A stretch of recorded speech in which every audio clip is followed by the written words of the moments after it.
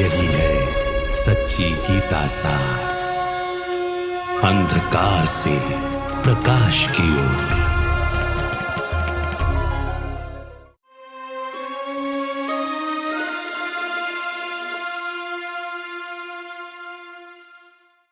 नमस्कार।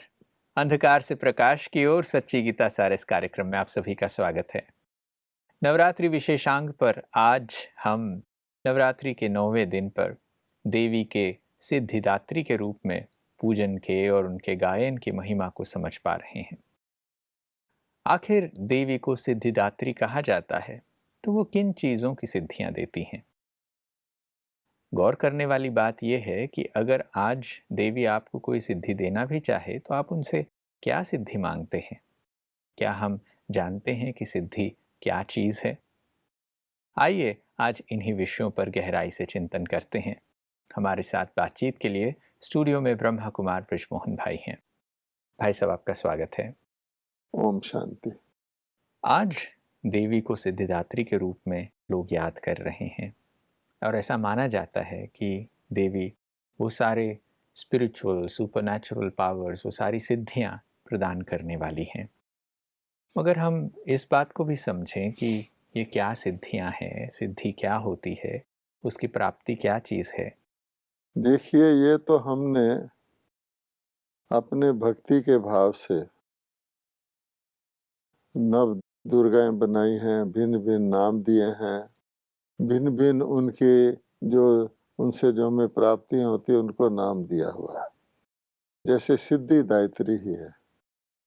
वास्तव में जब ये देवियां प्रैक्टिकल में प्रकट होती हैं, ब्रह्मा कुमारी के रूप में पाठ बजाती हैं, ब्रह्मा के बच्चों के रूप में, इन्होंने कभी भी ना ये समझा है और ना ये कर सकती हैं कि कोई भी अपनी ओर से कोई सिद्धि प्राप्त कराए। सबको खुद भी जानती हैं कि सर्व सिद्धियों का दाता परमात्मा है, सर्व निधियों का दाता परमात्मा है, और हम निमित्त हैं। जैसे हम उनसे प्राप्त कर रहे हैं, हम दूसरों को भी वो रास्ता बताएं ताकि वो भी प्राप्ति कर सके। इनका इतना ही रोल होता है। अब ये इस रोल को समझकर किसी भी देवी ने कभी ये नहीं कहा, हमने उनको कह दिया ये देवी ये देती है, ये देवी ये रूप धारण करती है।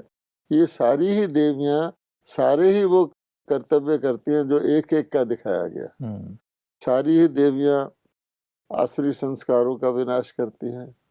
इस प्रकार से है। अब सिद्धियां देने वाले परमात्मा हो गए। अब सिद्धियां क्या हैं? तो परमात्मा कहते हैं कि सिद्धि का अर्थ होता है सिद्धि के प्राप्त है कौन। तो भगवान कहते हैं कि सिद्धि, रिद्धि सिद्धि और सिद्धि में फर्क जानना है। आज के भी बहुत सारे ऐसे रिद्धि सिद्धि वाले हैं जो भिन्न भिन्न प्रकार की युक्तियां सीखकर कोई हाथ से कुछ निकाल के दिखा देता है। इसको सिद्धियां नहीं कहा जाता। सिद्धि माने संपूर्ण प्राप्ति। तो परमात्मा जो देवी देवता होते हैं उनको हम कह सकते हैं, उनको पुरुष तो कह ही नहीं सकते, देव वो सर्व सिद्धियों को प्राप्त किए हुए होते हैं। और उसका प्रूफ क्या है कि उनका सारी, जिसको स्वर्ग का जीवन कहते हैं, सतयुग का जीवन कहते हैं देवता के, सारा जीवन उनका जो एक तो आयु उनकी पूरी होती है, कोई भी किसी भी चीज की वो अप्राप्ति नहीं होती, सर्व प्राप्ति संपन्न होते हैं, सर्व गुण संपन्न होते हैं। तो इसको कहते हैं सिद्धि। और प्राप्ति में अप्राप्ति नहीं रहती, संतुष्ट रहते हैं, इसलिए वो संतोषी माँ का नाम। संतुष्टता शब्द भी असंतुष्ट की भेंट में आता है। उनको तो जिसको कहा जाता है ना, इच्छा मात्रम अविद्या, इच्छा चीज क्या होती है वो नहीं रहती, इसको सिद्धि स्वरूप कहते हैं। अब भगवान कहते हैं कि इसके ये प्राप्ति मैं कैसे कराता हूँ। आत्माओं को, मैं परम आत्मा हूँ, मैं आत्मा को सर्व गुण संपन्न बनाता हूँ, उनसे सर्व अवगुण निकाल देता हूँ। तो फिर आत्मा ऑटोमेटिकली, जैसे किसी चीज को नेचुरली होती है, आज भी वो चीजें हैं लेकिन नेचुरल नहीं है। आज भी पेड़ फल देते हैं, लेकिन आप जानते हैं अन्य सारी परिस्थितियां, वातावरण अलग होता है, कभी देते हैं कभी नहीं देते हैं। कभी आज का फल और सतयुग के फल को आप मुकाबला करें तो आप समझ सकते हैं। इस प्रकार से हर चीज़ है। आज भी हम सांस लेते हैं, लेकिन आज हम कैसे सांस लेते हैं? कभी हम जल्दी-जल्दी सांस लेते हैं, कभी हम दुःख का सांस लेते हैं, कभी कोई हमें हठ योगी सिखाता है प्राणायाम कि तुम इस स्पीड से सांस लो, लंबे-लंबे लो आदि, नेचुरल नहीं लेते।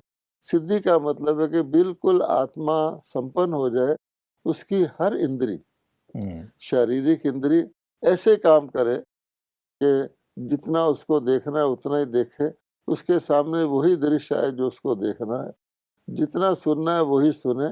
इसी प्रकार से उसके मन और बुद्धि भी उतना ही चले जितना आवश्यक है। इसको सिद्धि स्वरूप कहते हैं। कोई भी ना चाहने वाला दृश्य या संकल्प उसके अंदर नहीं आता। ये सिद्धि ही परमात्मा प्राप्त करते हैं, जिसको हम कहते हैं देवी देवता पद की प्राप्ति। ये बात स्पष्ट होती है। एक वंदना में हम ये चीज़ सुनते हैं, लोग भजन गा रहे होते हैं, उसमें कहते हैं कि सीता ने सिद्धियों का वरदान दिया हनुमान को।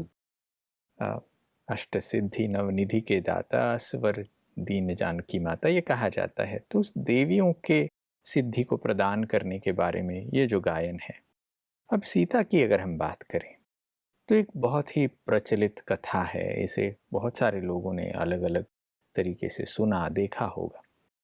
कहा जाता है कि रावण आया, उसने साधु वेश धारण किया हुआ था और वो आकर सीता का हरण कर लेता है और फिर उन्हें बहुत समय तक अशोक वाटिका में रखता है। बड़ा रोचक सी ये कथा लगती है। इसका वास्तविक भाव क्या है, ये समझने की भी आवश्यकता है। पहली बात तो हम ये नोट कर लें, हम हमेशा रामायण की कथा कहते हैं। ये एक कथा है,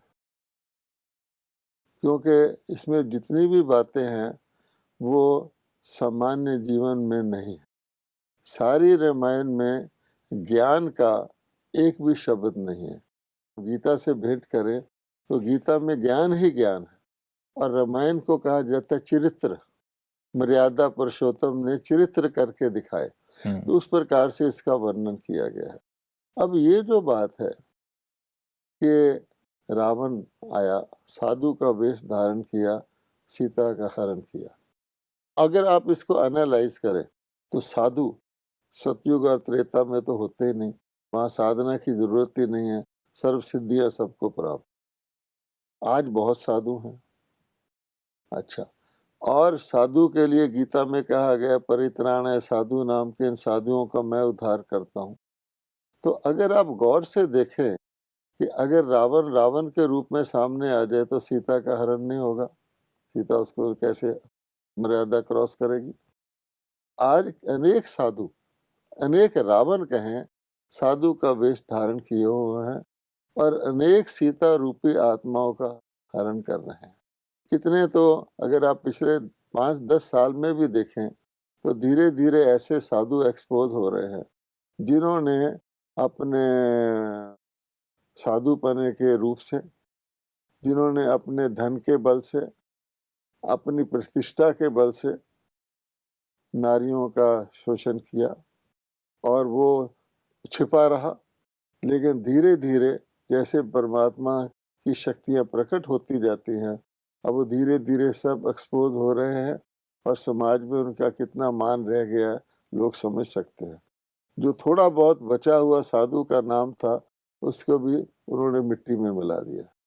अब ऐसे एक बात नहीं है, सिर्फ आप देखेंगे सारा समाज बहुत ही बड़ा धार्मिक रूप रख के, हम जानते हैं कि किसी दुकानदार को बहुत लूटना हो तो वो सबसे पहले बहुत बड़ा तिलक लगाता है, कोई देवी देवता के फोटो रखता है अपने वहाँ पर, बड़ा वातावरण बनाता है, कोई मूर्ति रखता है ताकि ग्राहक समझे ये भगत है।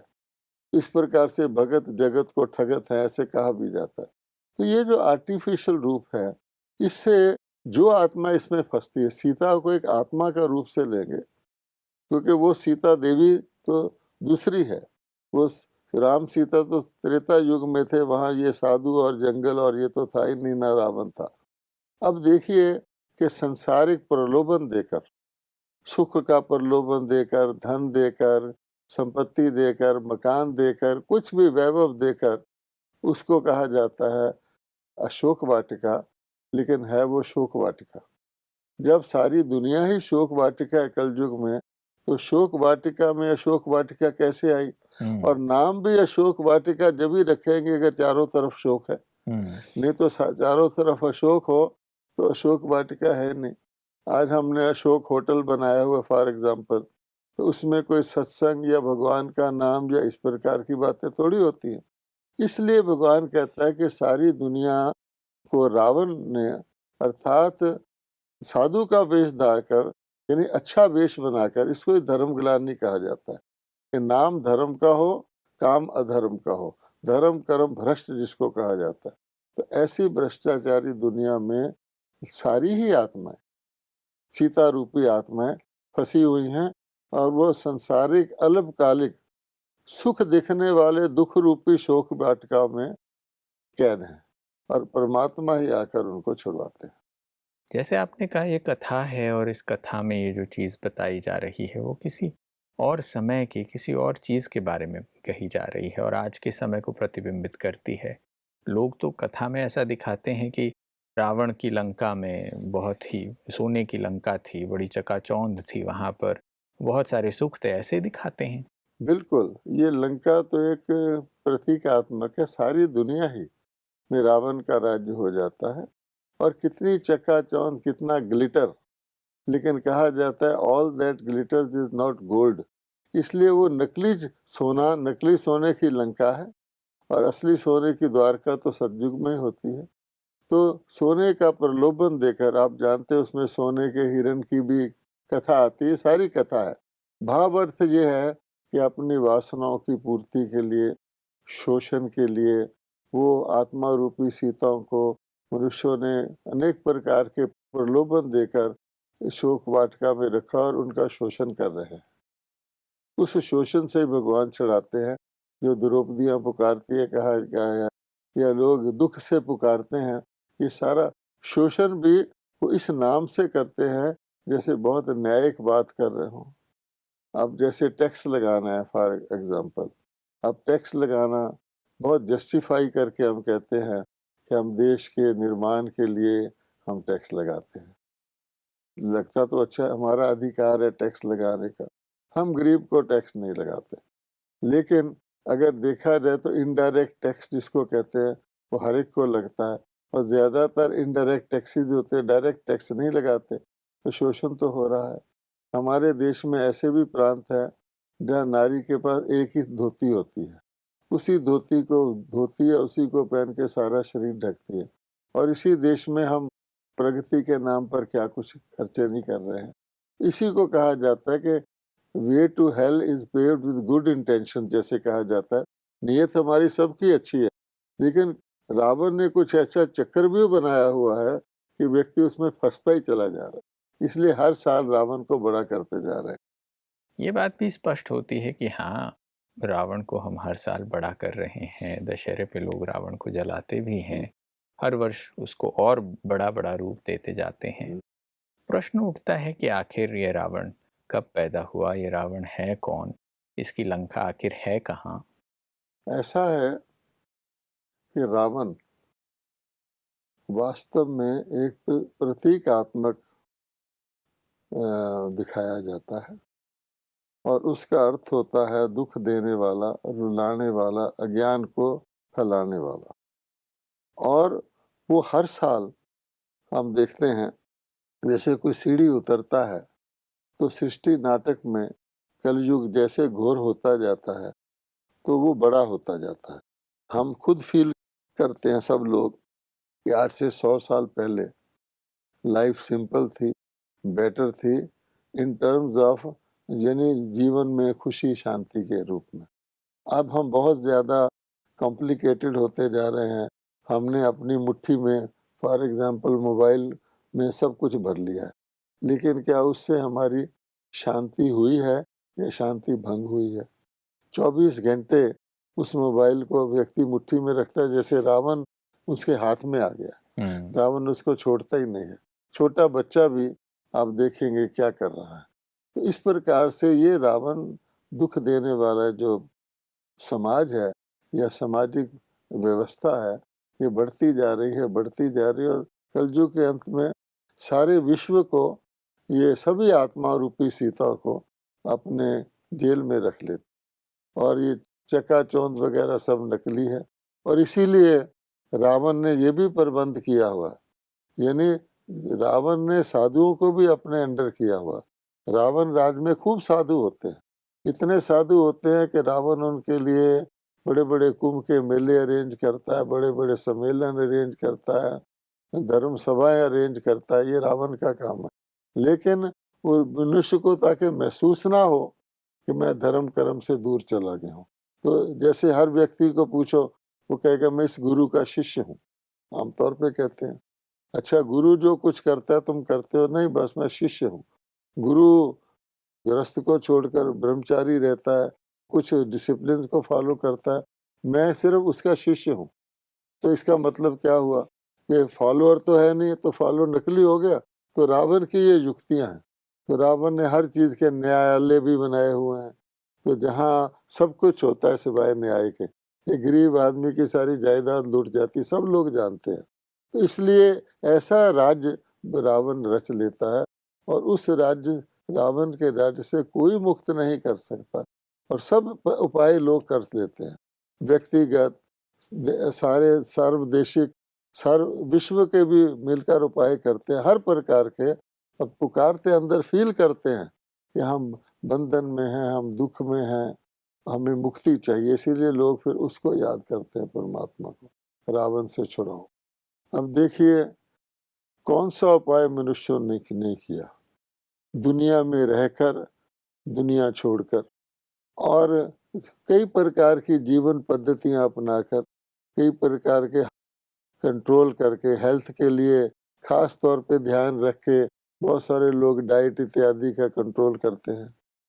वेल्थ के लिए लोग अनेक प्रकार के उपाय करते हैं। हैप्पीनेस के लिए रावण की नकली हैप्पीनेस, जैसे रावण कहका लगाता है तो पता लगता है ये रावण की हंसी है। तो हमें इस दुनिया में लाफिंग क्लब खोलने पड़ते हैं। अब पैसे देकर जा कर के थोड़े समय के लिए नकली तौर पे हंसते हैं। यहाँ का मनोरंजन भी नकली तौर पे, जिसको कहा जाता है ना कमर्शलाइज्ड और क्रिमिनलाइज्ड, अर्थात जिसमें विकारों की पुट होती है और जिसमें व्यावसायिकता होती है, उस प्रकार का मनोरंजन आपको मिल जाएगा। सतयुग में स्वर्ग में किसी को मनोरंजन की जरूरत पड़ेगी? वहाँ कोई दिवाली मनाएगा? हर रोज दिवाली है, क्योंकि यहाँ दिवाला निकला हुआ है तो एक दिन दिवाली मनाते हैं। रावण राज में आप देखेंगे वर्ष के सभी दिनों में एक एक दिन रखा हुआ है, father's day, teachers' day, mother's day, environment day. इसका मतलब क्या होता है? एनिमल प्रोटेक्शन की बात करते हैं, और कितने जानवरों को खाते हैं रोज, आकाश के जानवर हो, धरती के जानवर हो, समुन्द्र के। तो ऐसे मनुष्य, इसको कहा जाता है रावण राज। ये धर्म कर्म नाम से है, लेकिन धर्म कहा जाता है अति धर्म गिलानी हुई हुई। कहानी में तो हम ये सुनते हैं कि आखिर तो श्री राम ने रावण को खत्म किया, फिर राम राज्य स्थापित हुआ, ये चीज कही जाती है। तो इसको भी स्पष्टता से समझा जाए कि आखिर ये कब होगा? अब देखिए, राम और रावण इकट्ठे तो रहते नहीं। जिस राम की हम बात करते हैं, जिस राम को दुनिया राम समझती है, सीता राम वाले राम, तो वो तो कहावत भी है कि राम के कई रूप हैं। एक राम दशरथ का बेटा। अब सीता राम त्रेता युग में थे, चंद्रवंशी उनका वंश चला है। ना तो ये त्रेता युग है जिसकी हम बात कर रहे हैं, ना यहाँ कोई चंद्रवंश है, यहाँ तुम राजा रानी खत्म हो चुके हैं। प्रजा कर प्रजा पर राज है, अंधेर नगरी चौपट राजा, टके सिर भाजी टके सिर खाजा कहा गया। दूसरी बात यह है, एक राम घट घट में बैठा। कहा गया कि वो राम जिसकी याद परमात्मा की हर एक दिल में बसती है। अब घट घट बसे निरंकारा कहते हैं, उसकी बजाय उन्होंने कह दिया सब जगह है। अब घट तो दिल का, याद का स्थान है, तो हर जगह राम को कह दिया, फिर तो राम रावण में फर्क ही नहीं रहा। इसलिए रावण राम का वेश धारण करके लोगों को लूट रहे हैं। एक राम का सकल पसारा, ये रचना सारी ये इसमें ही भगवान को देखो, रचना में रचता को देखो। एक राम है सबसे न्यारा, तो 4 प्रकार के तो राम बताए गए हैं। तो कौन से राम ने रावण को मारा? तो रावण का जो विकराल रूप है वो काम विकार के रूप में प्रकट होता है। भगवत गीता में साफ कहा गया कि काम विकार ही पतित बनाने वाला है। अब गौर कीजिए, जितने भी विकार हैं, पतित बनाने का शब्द काम विकार के साथ ही आता है। कोई बहुत क्रोधी होगा उसको पतित नहीं कहेंगे, बहुत लोभ करेगा उसको भी पतित। काम विकार जिसको मुंह काला कहा जाता है, जिससे मनुष्य देवता से गिरकर पाप आत्मा बन जाते हैं, अब उसको भगवान कहते हैं वो राम, ये अर्थात परमात्मा शिव, इसको समाप्त करते हैं। तब रावण मरता है। तो रावण मीन्स काम विकार, और काम विकार के बाकी सब साथी। तो परमात्मा क्या करते हैं? परमात्मा अवतरित होकर काम विकार को भस्म करते हैं। ये भी शास्त्रों में लिखा हुआ कि कामदेव को शिव ने तीसरी आंख खोलकर भस्म किया था। अब लोग ये समझते हैं शिव जी ने अपनी तीसरी आंख खोली, जैसे उनकी तीसरी आंख बंद थी, और कामदेव कोई ऐसा अस्तित्व था जिसको भस्म किया, रावण कोई ऐसा अस्तित्व था नहीं। भगवान कहते हैं कि मैंने आकर इन शिव शक्तियों, हर शक्ति को तीसरी आंख दिखाते हैं, अर्थात आत्मा का बोध। हर शिव शक्तियों को और उनके द्वारा अन्य की तीसरी आंख अर्थात आत्म बोध कराया कि तुम आत्मा हो।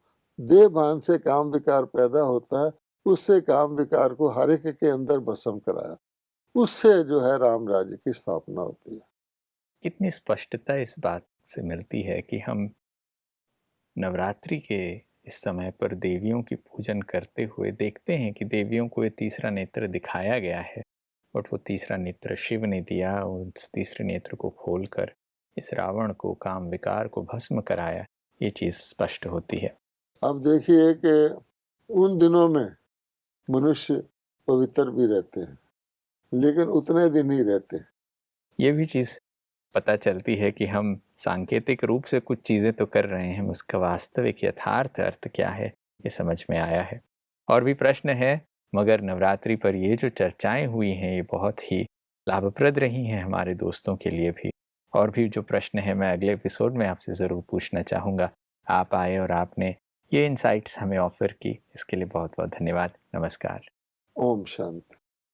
दोस्तों, हम सभी चाहते हैं कि हम इस दुख की दुनिया से छूटें। ये जो रावण राज्य है ये ख़त्म हो, राम राज्य आए, ये सब हम चाहते हैं, मगर उसे बनाने वाला कौन, इस बात पे आज ये स्पष्ट चर्चा हुई है।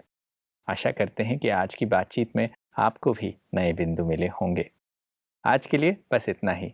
कल फिर मुलाकात होगी, तब तक के लिए नमस्कार।